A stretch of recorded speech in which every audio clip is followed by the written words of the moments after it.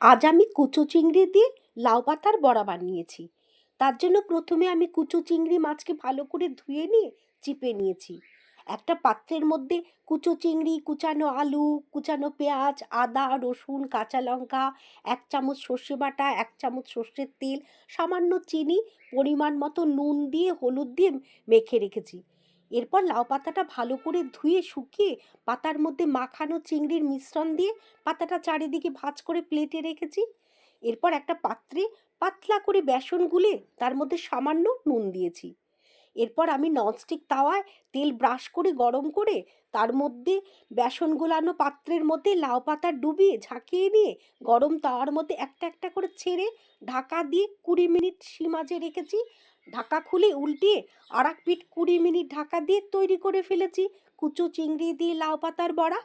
আর এটা গরম ভাতের সাথে খেতে জমে যাবে। আর এই রেসিপিটা শুধু সুস্বাদুই নয়, পুষ্টিকরও বটে।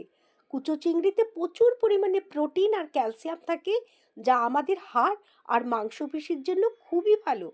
আর লাউ পাতা তো ফাইবারে ভরপুর, যা হজমে সাহায্য করে আর পেট পরিষ্কার রাখে।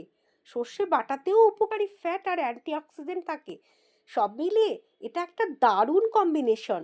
সাদা ভাতের সাথে এই রান্নাটা ঠিক যেন মনে করিয়ে দেয় মায়ের হাতে রান্না বা শৈশবের সেই মিষ্টি দিনগুলো।